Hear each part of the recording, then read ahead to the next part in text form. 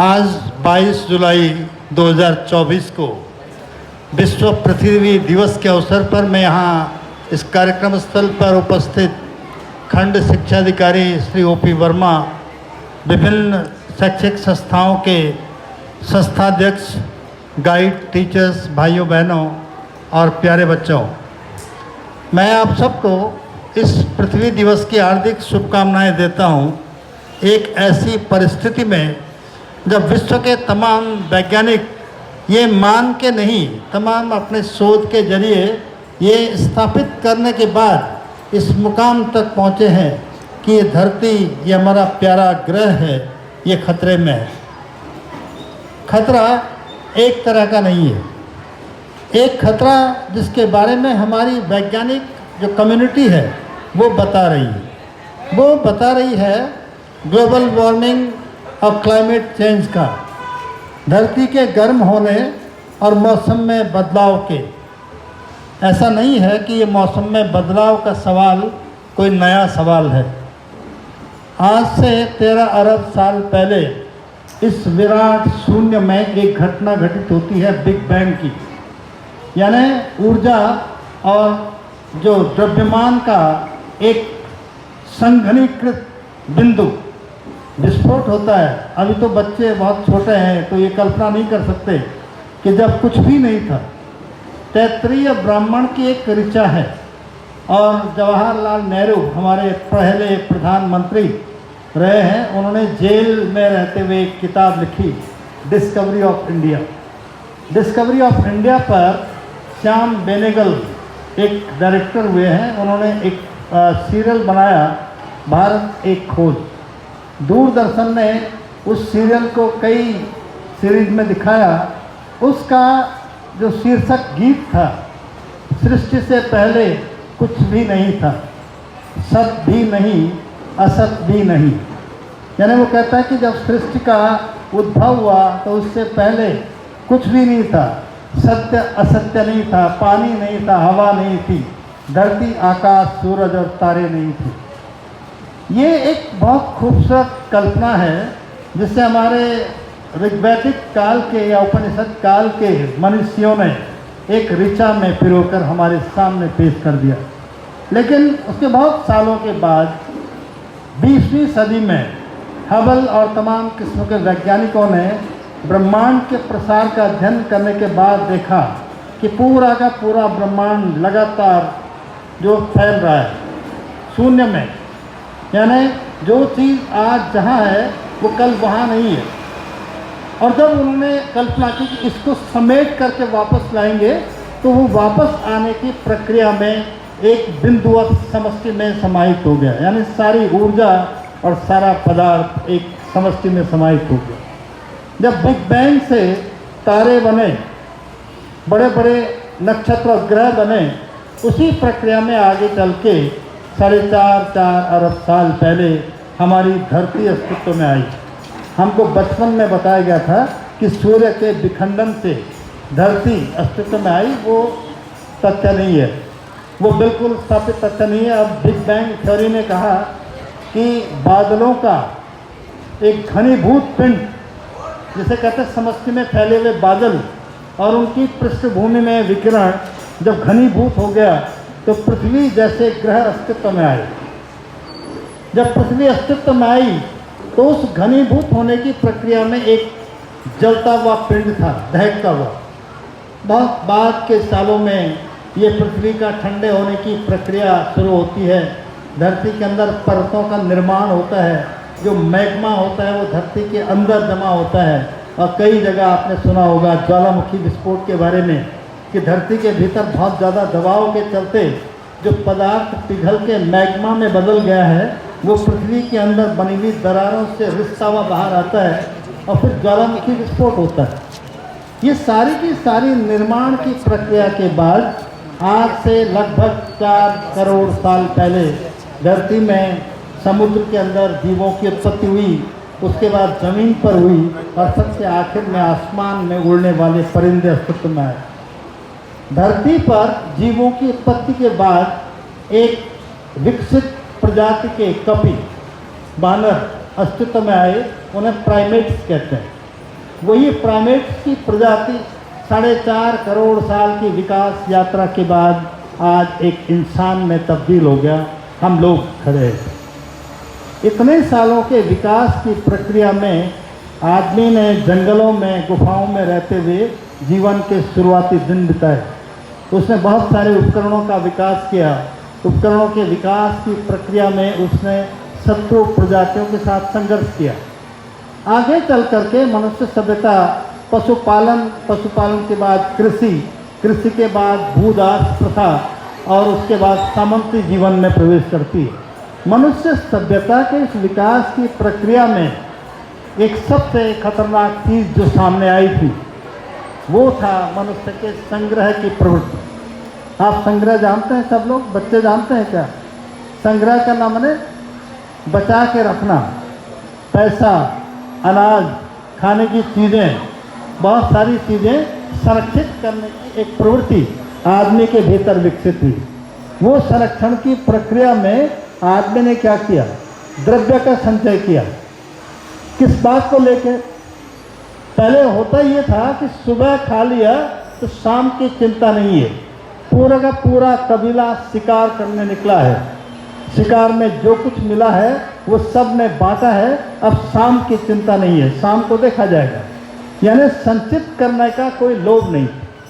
अब आप कहेंगे विश्व पृथ्वी दिवस पर ये संचय की बात कहाँ से आई?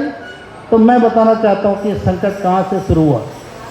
संचय की प्रवृत्ति ने आदमी के भीतर असुरक्षा को जन्म दिया और आगे चल कर के एक आदमी, 2, 3 और पूरे समुदाय के भीतर एक भावना पैदा हुई कि सुबह खा लिया, शाम के लिए भी रक्षित करना है।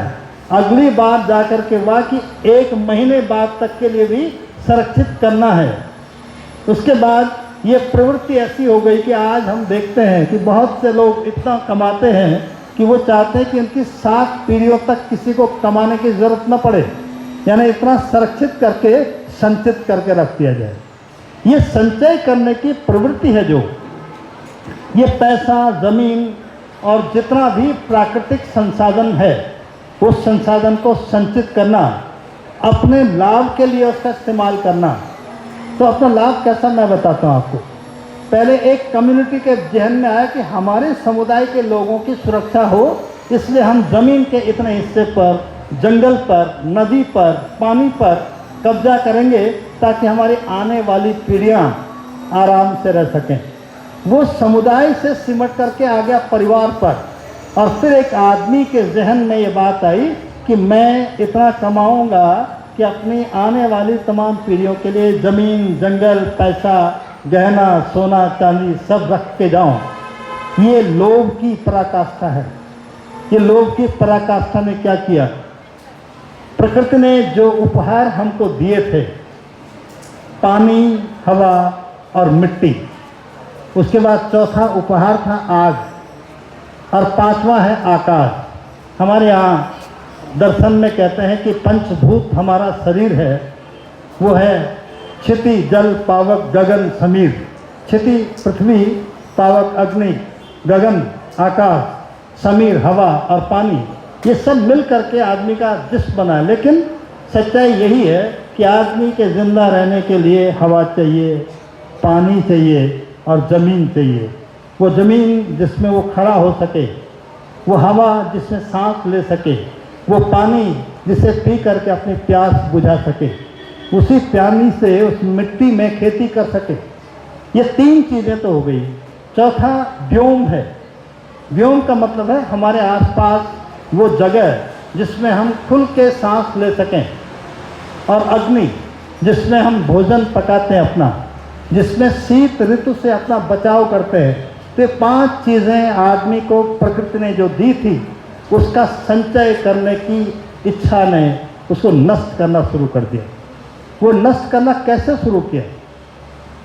मैं कह रहा था एक ज़माना था जिसमें संचय की प्रवृत्ति नहीं थी, तो आदमी प्रकृति को कम से कम नुकसान पहुंचाता था, कम से कम प्रदूषित करता था।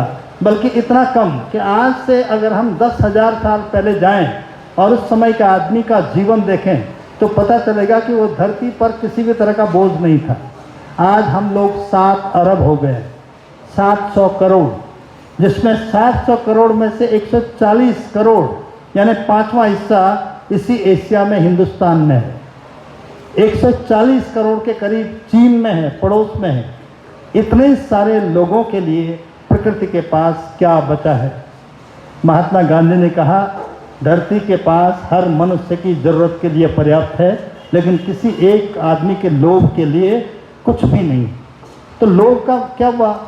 आदमी ने कारखाने लगाने शुरू किए, जितनी ज़रूरत नहीं थी उससे ज़्यादा माल पैदा करना शुरू किया। उसमें सबसे ख़तरनाक काम किया कि उस माल को बेचने के लिए, पैकेजिंग के लिए प्लास्टिक का आविष्कार किया। हमारे घर के उपकरणों में, पैकेजिंग में सामान रखने के लिए कोई भी चीज़ ऐसी नहीं है जिसमें हम प्लास्टिक का इस्तेमाल नहीं करते। और वो प्लास्टिक है जिसका ज़मीन के अंदर डिग्रेड होने में हज़ारों साल लग जाते हैं। जब वो ज़मीन में गिरता है तो ज़मीन को अनुपजाऊ बना देता है। जब वो पानी में होता है तो पानी को जहर में तब्दील कर देता है। जब वो हवा में होता है, जलता है, तो हवा को नष्ट कर देता है, हवा की गुणवत्ता को ख़राब कर देता है, हमारे जीवन को खतरे में डालता है। आदमी के लोभ ने हमको यहाँ तक पहुँचा दिया। मैं एक छोटा किस्सा बताता हूँ। हमको तेल चाहिए होता है, ईंधन, पेट्रोल और डीजल। धरती में सारी जगह डीजल और पेट्रोल अलग अलग देशों में अलग अलग मात्रा में है। हिंदुस्तान में भी हम जाते हैं तो असम में मिलता है बहुत ज़्यादा, गुजरात में है, और बम्बई महाराष्ट्र के पास ट्रॉम्बे में है। अभी कहते हैं राजस्थान में रेगिस्तान के भीतर पेट्रोल और पेट्रोलियम के खजाने मिले बहुत ज़्यादा। अच्छी बात है। जब ज़रूरत है, हज़ारों लाखों करोड़ों कारें, बसें, ट्रक हमारे पास हैं, उनको चलाने के लिए हमको डीजल चाहिए, पेट्रोल चाहिए। अमेरिका को भी चाहिए, रूस को भी चाहिए, चीन को भी चाहिए, अफ्रीका, एशिया, यूरोप, सबको चाहिए। हमारी धरती में एक उत्तरी ध्रुव है आर्कटिक, और एक दक्षिणी ध्रुव है अंटार्कटिका। आर्कटिक में अमेरिका का एक देश है अलास्का। अगर नक्शा बच्चों ने देखा है क्या? अमेरिका के ऊपर है कनाडा, कनाडा के ऊपर है अलास्का, अलास्का के बाद शुरू होता है उत्तरी ध्रुव। उत्तरी ध्रुव में ये मालूम पड़ा कि तेल, पेट्रोलियम के बहुत बड़े खजाने, भंडार दबे हुए हैं। तो वहाँ राष्ट्रपति डोनाल्ड ट्रंप ने कहा कि हम अब तेल की खोज में अलास्का के ऊपर आर्कटिक को भी हम लोग दोहन करेंगे उसका। अमेरिकी वैज्ञानिकों ने विरोध किया। उन्होंने कहा कि अलास्का और आर्कटिक को छेड़ना खतरनाक होगा, लेकिन उन्होंने कहा हमारी ज़रूरत है और पृथ्वी के अंदर है तो हम उसका दोहन करेंगे। वैज्ञानिकों ने कहा ग्लोबल वार्मिंग धरती के लिए एक बड़ी चेतावनी है। मौसम का बदलाव धरती के खतरे का, जिसे कहते हैं, चरम बिंदु है। इसे छेड़ना ठीक नहीं होगा। डोनाल्ड ट्रंप ने कहा कोई ग्लोबल वार्मिंग और कोई क्लाइमेट चेंज जैसी चीज़ नहीं होती है। एक आदमी जो व्यापारी है वो वैज्ञानिकों के दावे को चुनौती देता है और कहता है कि ग्लोबल वार्मिंग और क्लाइमेट चेंज जैसी कोई चीज़ नहीं है। ये एक किस्मत ठीक थी अमेरिका और दुनिया की कि जब तक वो प्लान अमल में आता तब तक ट्रंप हार गए और विदा हो गए। हिंदुस्तान के भीतर भी आजकल आपने देखा होगा तमाम परियोजनाओं के लिए जंगल के जंगल काटे जा रहे हैं। अभी एक मामला आया है, कहीं मध्य प्रदेश का है, कहाँ का है, खनन के लिए आदिवासियों को हटा करके वहाँ की ज़मीन के बहुत बड़े हिस्से को काट दिया गया है। हमने उद्योगों के लिए, खेती के लिए, परियोजनाओं के विस्तार के लिए जंगल काटे, लेकिन उसकी जगह पे दूसरा जंगल हमने नहीं लगाया। आपने सुना होगा अभी अमेज़न का जंगल है, वो जल गया, हज़ारों हेक्टेयर जंगल, जो दुनिया को गर्म होने से बचाने का सबसे बड़ा आधार था। तो मैं यहाँ इस बात को रेखांकित करने के लिए कि आने वाली पीढ़ी को हम क्या दे रहे हैं, तो एक हमारा पुरखा या हमारी पीढ़ी का आदमी है और था जो सोचता है कि इतना कमाऊं, इतनी ज़मीन हथियाऊं, इतना सारी संपत्ति इकट्ठा करूं कि मेरे बाद आने वाली पीढ़ी को कुछ भी न करना पड़े। लेकिन मेरे बाद आने वाली पीढ़ी कौन? ये सारे बच्चे बैठे हुए यहाँ नहीं। मेरे जहन में केवल अपने बच्चे हैं, अपने परिवार के बच्चे हैं, उन बच्चों के बच्चे हैं मेरे जहन में, मेरे दिमाग में। यहाँ बैठे हुए बच्चे नहीं। इसके माने क्या हो गए? हर आदमी ने इस तरह सोचना शुरू किया और इस संचय की कोशिश में आदमी ने पूरी प्रकृति को दोहन करना शुरू किया। और उसका खतरा आज ये है कि केवल ग्लोबल वार्मिंग और क्लाइमेट चेंज नहीं, हमने सामाजिक तौर पे भी लोगों के बीच में घृणा पैदा की है। जाति, धर्म, प्रांत, भाषा और तमाम बुनियाद पर लोगों के बीच में खाई पैदा की। और वो क्यों की है, उसमें क्या फ़ायदा है? मेरे शोषण और मेरी जो प्रकृति के साथ खिलवाड़ है, मुनाफे का मेरा जो साम्राज्य है, उस साम्राज्य की हिफाजत के लिए ज़रूरी है कि मैं लोगों को बांट के रखूं, ताकि वो मेरी तरफ आवाज़ न उठाएं, ताकि वो जंगल को काटे जाने, आर्कटिक में तेल निकालने और हमारे सबसे खूबसूरत हिमालय के पर्यावरण को बर्बाद करने की मुहिम में अगर मेरे खिलाफ कोई आवाज़ उठती है तो उस आवाज़ को दबाने का तरीका ये है कि मैं लोगों के बीच में इस तरह विभाजन करूं। दूसरा खतरा ये है। तीसरा खतरा क्या है? हमारी संस्कृति, हमारी भाषा, हमारा जल, हमारा जंगल, हमारी नदी, हमारी झीलें सुरक्षित रहें। और जो अपने राष्ट्रगीत था वंदे मातरम, उसमें जो हमारे बंकिम चंद्र चटर्जी हैं वो जो लिखते हैं सस्य श्यामला मातरम, तो उसके जो पढ़ी है फुल्ल कुसुमित, मैं पूरा कह नहीं सकता, लेकिन उसका हिंदी भावार्थ निकाल के देखिएगा वो किस तरह की धरती की कामना करते हैं।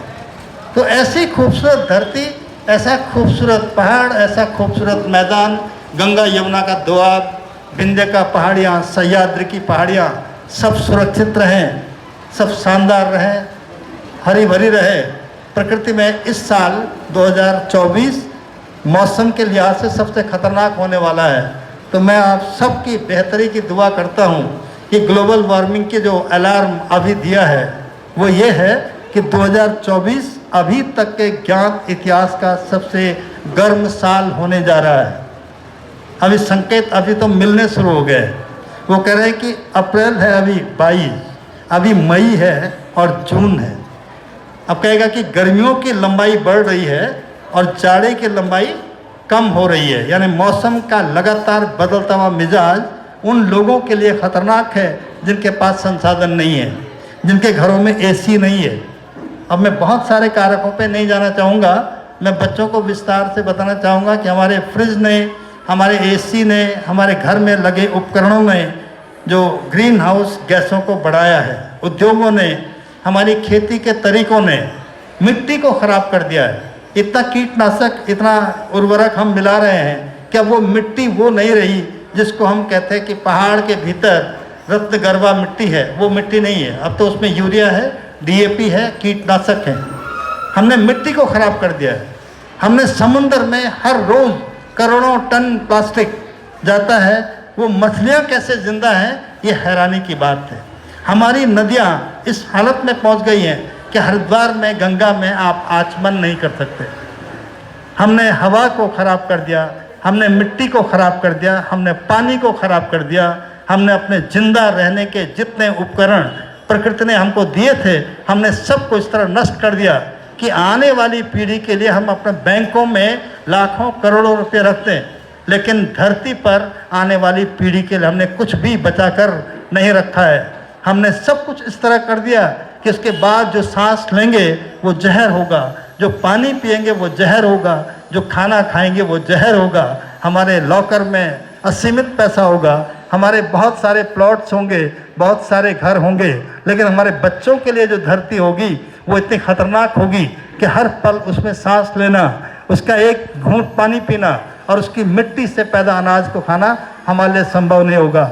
आज नरेंद्र नगर की इस धरती पर हम लोग इकट्ठा हुए हैं एक संकल्प के साथ। सवाल सिर्फ पेड़ लगाने का नहीं है, हर उस लेयर पे काम करना पड़ेगा, हर उस स्तर पे काम करना पड़ेगा कि वो हमारी हवा, हमारे पानी और हमारी मिट्टी को बचा सके।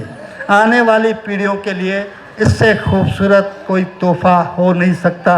वो हज़ारों लाखों करोड़ की दौलत से शानदार घर और लॉकरों में रखे हुए जो आपका पैसा है उससे ज़्यादा मूल्यवान अगर हम अपने बच्चों को कुछ दे सकते हैं तो हवा है बेहतर, पानी हो बेहतर और मिट्टी हो बेहतर। आकाश हो नीला, समंदर भी नीला, हमारी नदियों में बहता हुआ पानी इतना निर्मल हो कि हरिद्वार छोड़िए, हम जब गंगा सागर में जाएं तो वहाँ भी उस पानी को पी सकें। इन्हीं शुभकामनाओं के साथ मैं आप सबको जो यहाँ अपने संसाधनों पे आए हैं, आपका हार्दिक अभिनंदन और स्वागत करता हूँ। Thank you.